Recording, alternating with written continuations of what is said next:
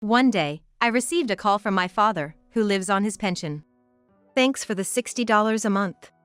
It helps with the cat's food." "What? I've been sending you $2,000 a month." I replied without hesitation, and my father sounded puzzled and just said, "Yes." After that, there was an awkward silence. I immediately checked out my bank account, which was set up for transfers to my father, and checked the details. What I found there was shocking. I finally understood that this was the root of all the problems.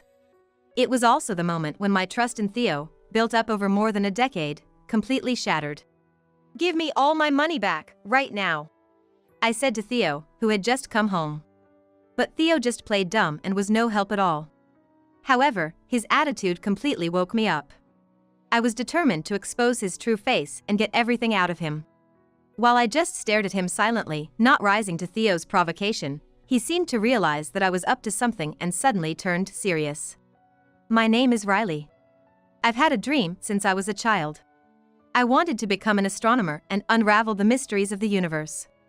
I wasn't particularly good at studying, but I excelled in science and math, so I went to a high school with a strong focus on those subjects and then to a college of science and engineering.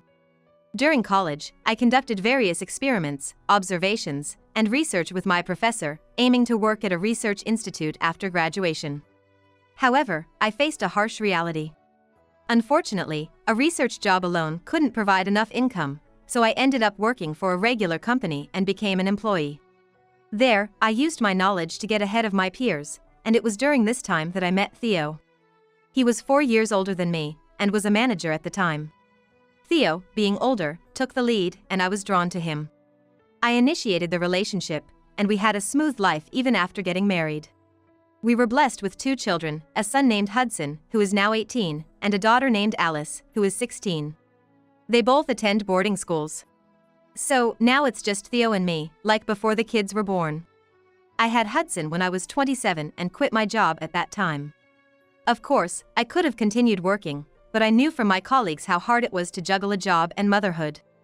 Theo said he would help, but he didn't show much concern for me during my pregnancy and didn't even come to the birth because of some welcome party for new employees.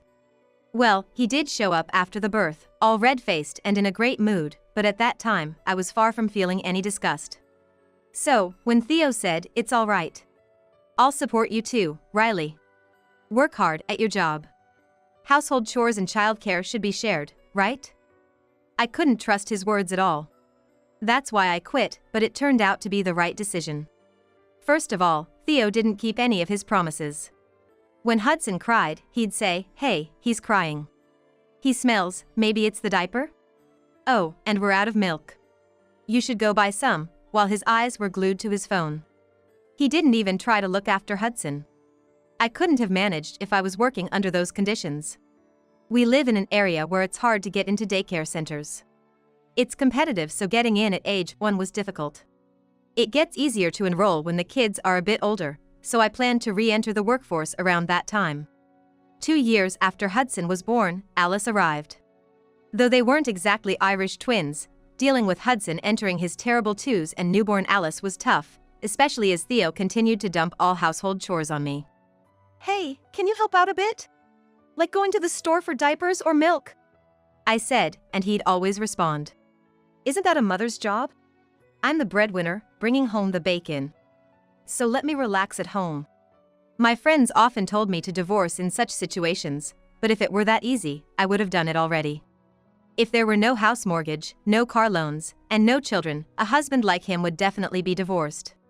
Thinking about all this, my feelings towards Theo gradually cooled. If he thinks his only role is to earn a living, then I'll start thinking of him that way.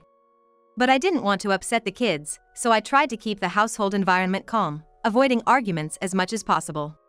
When the kids were a bit older, an acquaintance asked if I wanted to be a teacher and researcher at a vocational school, and I enrolled. I was very satisfied, using my experience and knowledge from my corporate days and finally becoming a researcher, my lifelong dream. However, Theo didn't seem to find this amusing. When I told him I would be working as a researcher, he made a face. The reason was simple. It was jealousy because when he heard my salary, he realized I would be earning more than him. Listen, women need men in society. Yet here you are, showing off. Can't you even show a bit of consideration for your husband? I had suspected it, but Theo was incredibly proud and very much the dominant type. There were many times when he was too strict with the kids and I had to intervene. But to save enough to send our 2 kids to college, it made sense for me to work too. I tried explaining this to Theo, but he was sarcastic about my working until the end, and our relationship became more strained. Finally reaching my breaking point, when my job stabilized and my income was secure, I broached the subject with Theo. You know, I don't think there's any point in us staying married. It's not fair to the kids, and it's not doing us any good either. So, I want a divorce. By this time, I had a decent income, and the kids were old enough to manage more on their own, so we could get by without a father. I know that divorce isn't great for kids. But I started to question whether just enduring this was truly for their benefit. However, Theo refused, saying that it's definitely better for children to be raised by both parents rather than a single parent. Kids from divorced families tend to act out or have problems, right? I didn't know what he based this on. Probably just an excuse to play on my guilt and keep me tied down. But I couldn't say that everything Theo said was wrong. It's a fact that it's better for kids if both parents are together. That's probably an undeniable fact. Kids are pure creatures, for better or worse. If their friends found out about our divorce, they might ask out of curiosity. Even if I'm okay with it, Hudson and Alice might get hurt.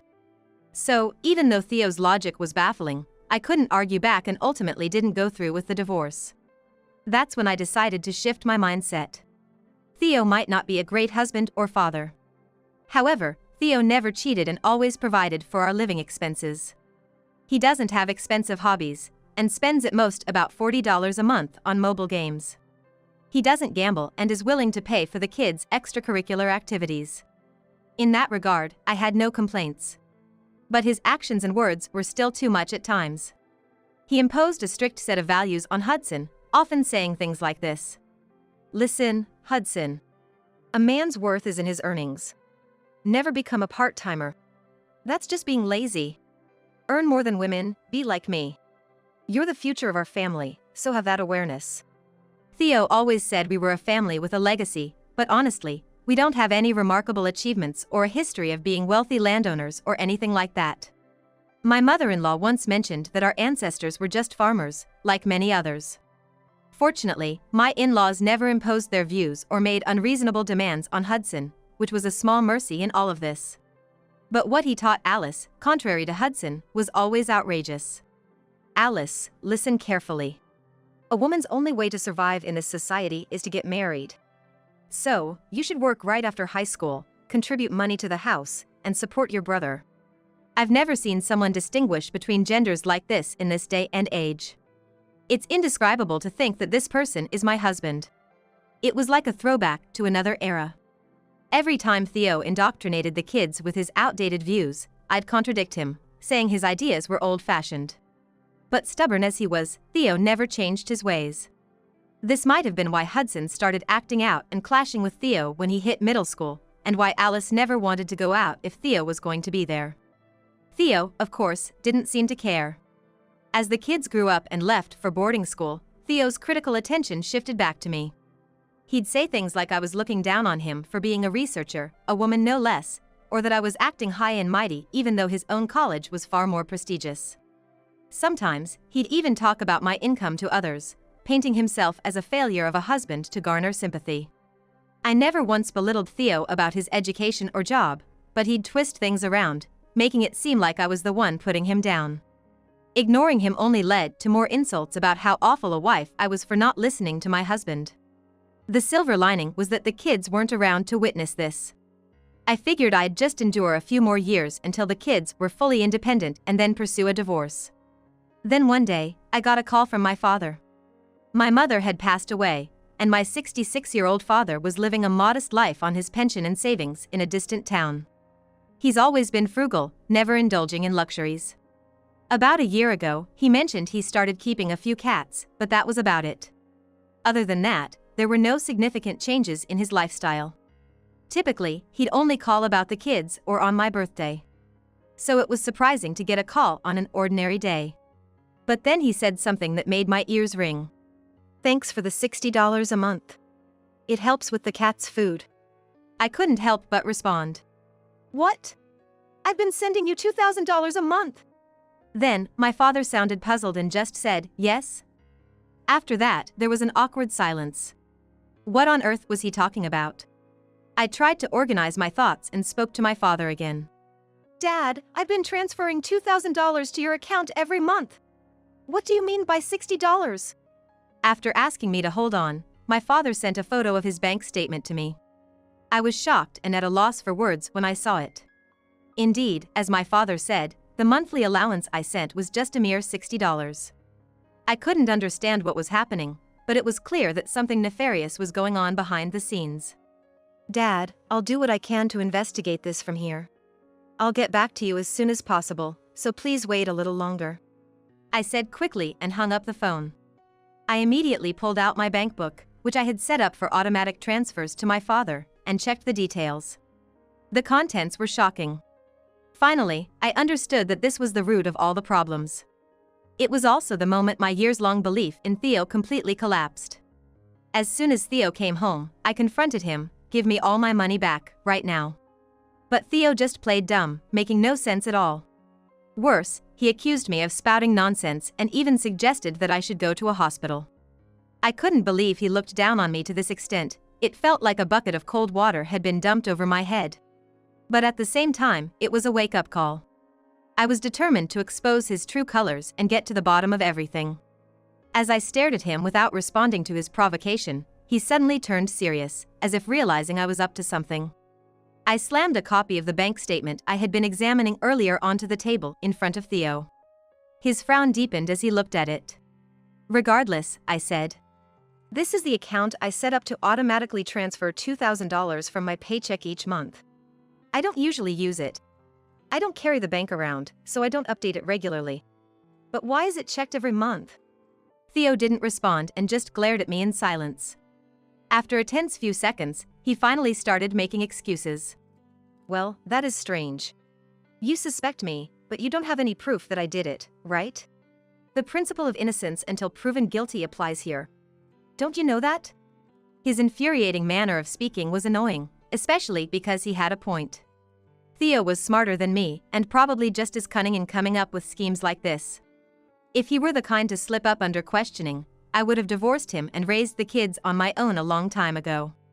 I was repeatedly dumbfounded and frustrated by his shrewdness. And indeed, as Theo said, there was no direct evidence of him tampering with anything. But in this house, it's just me and Theo. Even without evidence, it was clear that he was responsible.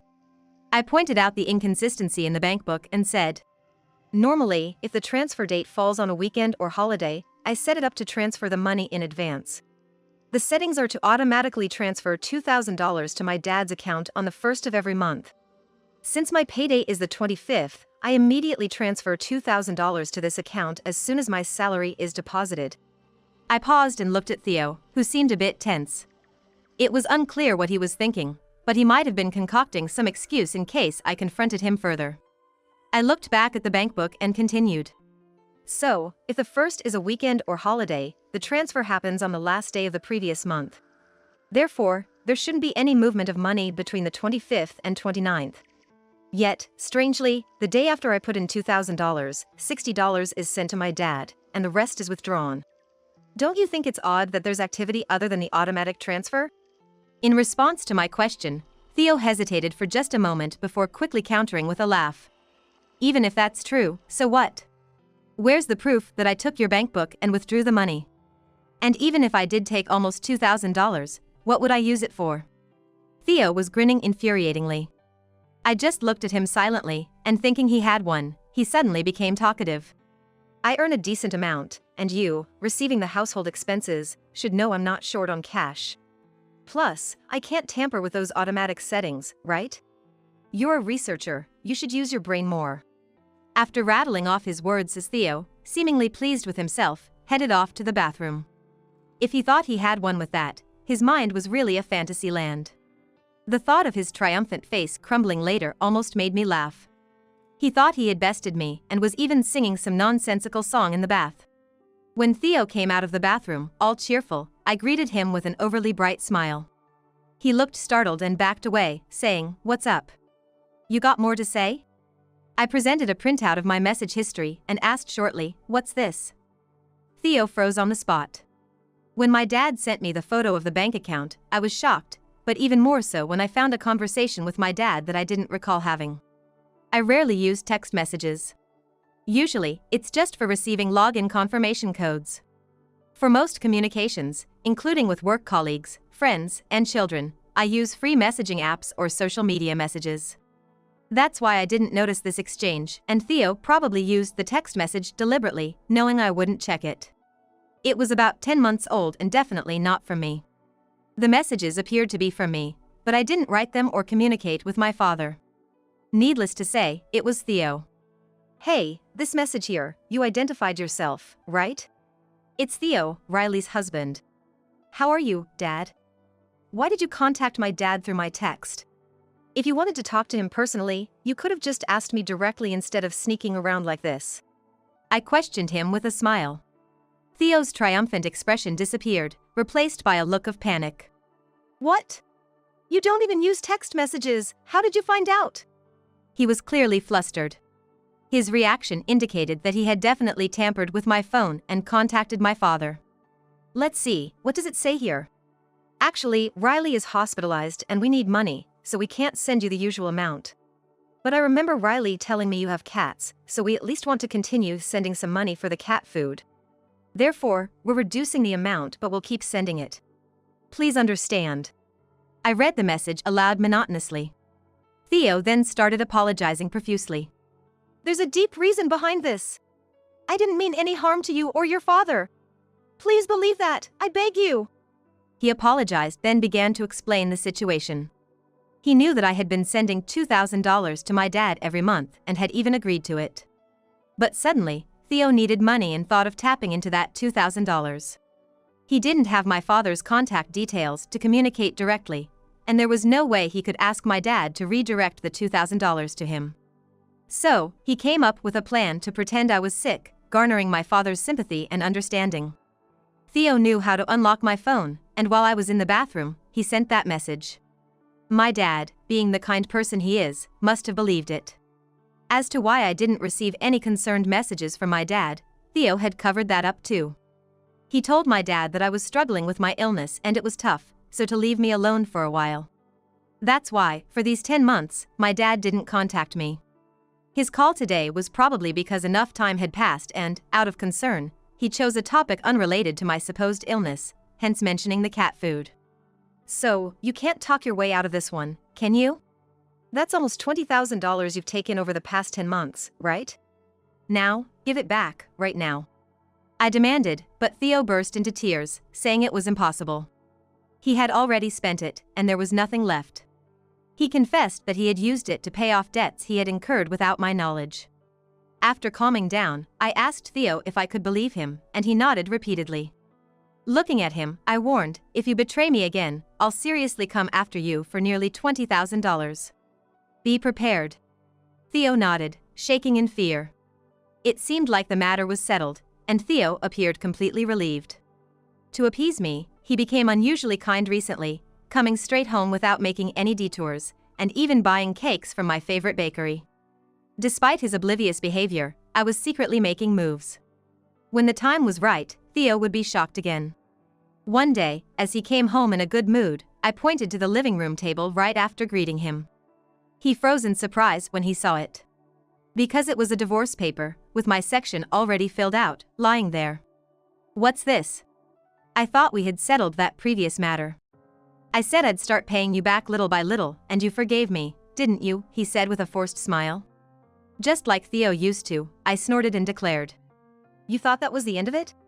Seeing Theo lost for words, I pulled out some documents from the drawer. His face turned pale, and he let out a small cry of shock. "I see, so you cheated and got someone pregnant. Instead of marrying her, you agreed to pay child support, right? You're unbelievable." Theo never showed any signs of being so financially strapped that he had to resort to borrowing money. I was paying for our kids' education in full, and we decided to use Theo's income for living expenses and our retirement savings. Now, I earn a decent amount myself, and Theo, being a manager at his company, should be earning a substantial salary too. So, it was always a mystery to me why he would need to take on debt. My intuition as a woman told me he might be spending it on an affair or something like a nightclub. I'm the type who can't rest until I take action, so I hired a detective online to look into this matter. The detective found that Theo was still visiting a certain woman and handing her money, capturing the moment in photographs. Upon inquiring around the woman's neighborhood, it turned out she was living as a single mother. So, it seems you've been paying her child support every month as hush money to keep her from spilling about your affair. But she demanded $4,000 a month, including living expenses. Thinking that amount was too much, you targeted the $2,000 I sent to my dad and stole it, right? As I calmly disclosed this, Theo seemed to lose all his strength and collapse to the ground, muttering excuses. No, it's not like that. I didn't mean for it to end this way. Why is this happening to me? After sighing at Theo's response, I simply told him I wanted to divorce and asked him to sign the divorce papers. Clinging to my legs, Theo begged, "Please, don't divorce me. At my age, I can't imagine what others will think if I get divorced. And the kids might not even want to see me anymore. I can't stand that. It's too hard. Please." Of course, I refused with a smile and said, "If you don't sign, I'm fine taking this to court." Realizing he had no chance of winning, he finally signed the papers with trembling hands. But it wasn't over yet. I felt that just demanding compensation wasn't enough. After destroying our marriage, she was comfortably receiving subsidies and allowances. Thinking that was so infuriating. There was still one suspicious point about the automatic transfer. I could understand Theo using my bank account and PIN to withdraw money. We shared PINs, and it was possible to withdraw money using the account alone. I could also understand his actions based on where the money went. But the issue with the automatic transfer remained a mystery. Once, I forgot to deposit money on the transfer day. And the bank contacted me, which was a great help, but this time there had been no contact for these 10 months. Considering their previous prompt response, the complete lack of communication this time was strange, so I checked with the bank about the automatic transfer. To my surprise, it had already been cancelled. This procedure requires the account holder's approval, so even if Theo attempted it, the bank should have contacted me. The only explanation was that Theo had an accomplice at the bank. It means that he has a partner on the bank side.